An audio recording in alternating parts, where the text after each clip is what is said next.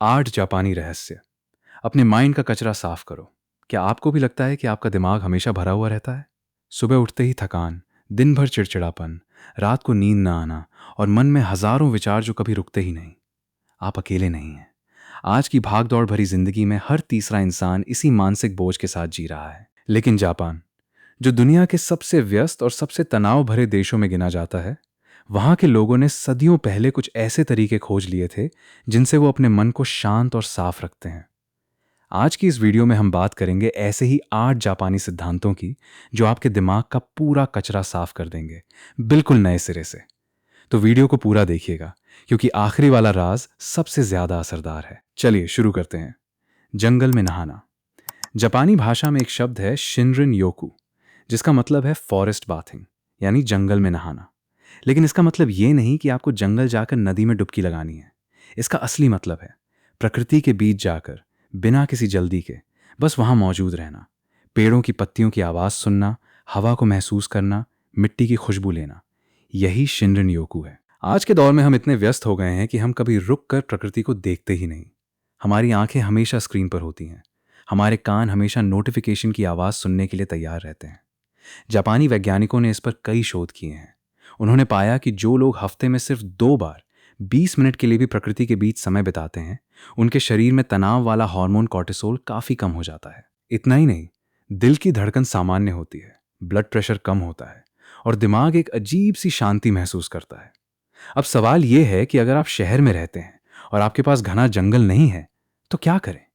चिंता मत कीजिए, आपको जंगल जाने की जरूरत नहीं। आप अपने घर के पास किसी पार्क में जा सकते हैं, बालकनी में कोई पौधा लगा सकते हैं, सुबह की धूप में 5 मिनट बैठ सकते हैं। जरूरी ये नहीं कि आप कहाँ हैं, जरूरी ये है कि आप उस पल में पूरी तरह मौजूद हैं या नहीं। अगली बार जब आप बाहर निकलें तो अपना फोन जेब में रखिए। बस चलिए, देखिए, सुनिए। यही असली डिटॉक्स है, बैठकर ध्यान। दूसरा सिद्धांत है जाजिन, जो ज़ेन बौद्ध धर्म से आता है। अब आप सोचेंगे कि ये तो साधारण मेडिटेशन जैसा ही है, लेकिन असल में ये थोड़ा अलग है। आम मेडिटेशन में हम अक्सर कोशिश करते हैं कि हमारा दिमाग खाली हो जाए, कोई विचार ना आए। लेकिन जाज़ेन में ऐसा नहीं होता। जाज़ेन में आप सीधे बैठते हैं, अपनी रीढ़ की हड्डी सीधी रखते हैं और सांस पर ध्यान देते हैं। जब कोई विचार आता है तो आप उसे रोकते नहीं, भगाते भी नहीं, बस उसे देखते हैं, जैसे आसमान में बादल आते जाते हैं। यही सबसे बड़ा फर्क है। आप विचारों से लड़ते नहीं, आप उन्हें सिर्फ नोटिस करते हैं। ये सुनने में आसान लगता है, लेकिन करने में उतना ही मुश्किल है, क्योंकि हमारा दिमाग हर विचार को पकड़ने की, उसे जज करने की, उस पर प्रतिक्रिया देने की आदत बना चुका है। जापान के ज़ेन मंदिरों में भिक्षु रोज सुबह इसी तरह घंटों बैठते हैं। लेकिन आपको इतना समय नहीं देना, सिर्फ 10 मिनट काफी हैं।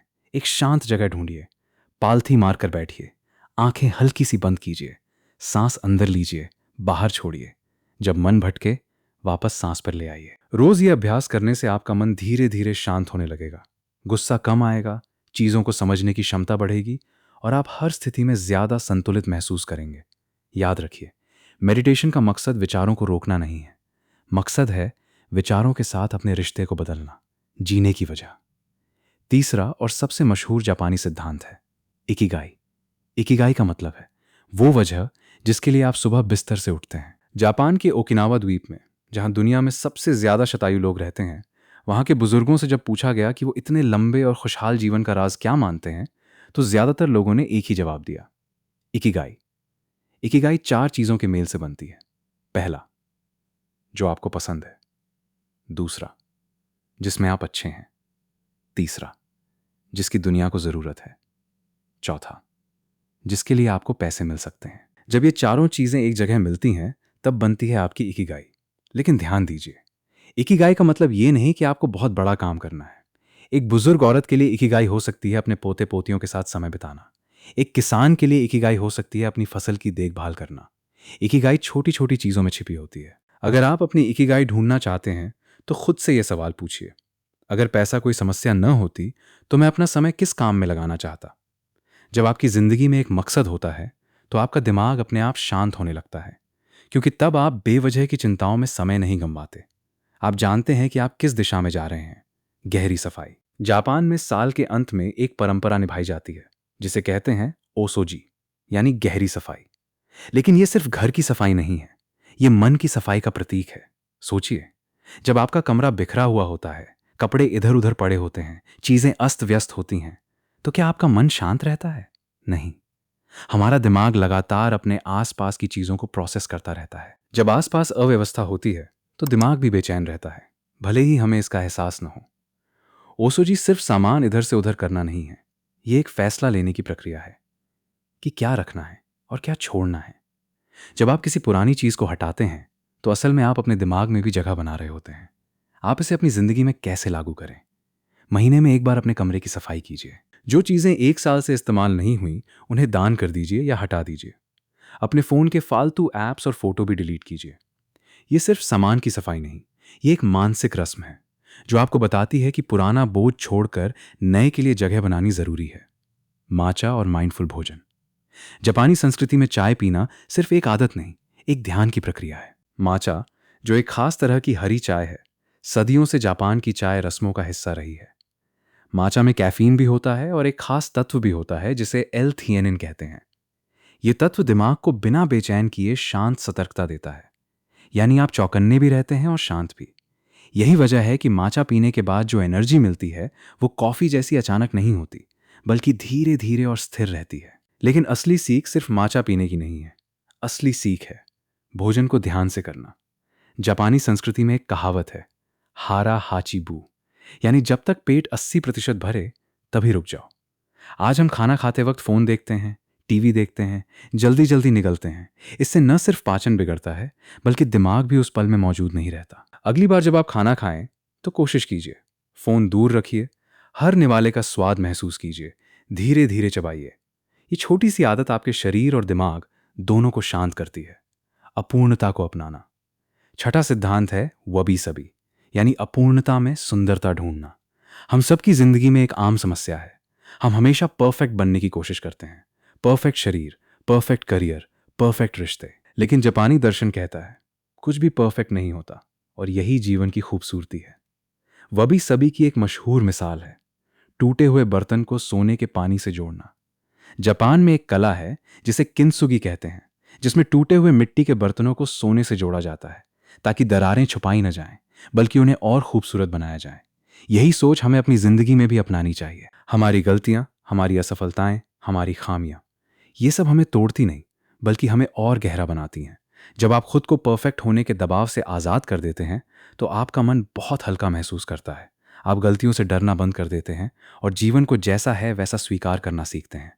अगली बार जब कुछ गलत हो जाए, खुद को कोसने की बजाय याद कीजिए, ये भी जिंदगी की खूबसूरती का हिस्सा है। छोटे कदम, बड़ा बदलाव। सातवां सिद्धांत है कैज़न, जिसका मतलब है निरंतर छोटे छोटे सुधार। बहुत से लोग बड़ा बदलाव लाने की कोशिश करते हैं और कुछ ही दिनों में हार मान लेते हैं, क्योंकि बड़ा लक्ष्य अक्सर डरावना लगता है। कैज़न का सिद्धांत कहता है रोज सिर्फ 1% बेहतर बनने की कोशिश करो। अगर आप रोज सिर्फ 5 मिनट पढ़ते हैं, धीरे धीरे ये आदत बन जाती है और महीनों बाद आप बड़ी किताबें पढ़ने लगते हैं। अगर आप रोज सिर्फ 2 मिनट टहलते हैं, धीरे धीरे ये आधे घंटे की सैर बन जाती है। दिमाग को बड़े बदलाव से डर लगता है, लेकिन छोटे कदमों से नहीं। अपने मानसिक स्वास्थ्य के लिए भी यही सोच अपनाइए। एक दिन में मेडिटेशन का मास्टर बनने की कोशिश मत कीजिए, बस आज सिर्फ 5 मिनट शांति से बैठिए, कल थोड़ा और। यही असली टिकाऊ बदलाव का रास्ता है, जाने देना, सीखना। और अब आता है 8वां और सबसे गहरा सिद्धांत, शोगनाई। इसका मतलब है इसे रोका नहीं जा सकता था, या जो हुआ सो हुआ। ये हार मानने की सोच नहीं है, ये एक समझदारी है कि जीवन में कुछ चीजें हमारे हाथ में नहीं होती। हम अक्सर उन चीजों पर सबसे ज्यादा दिमाग खपाते हैं जिन्हें हम बदल ही नहीं सकते। बीता हुआ कल, दूसरों की राय, मौसम, दुर्घटनाएं।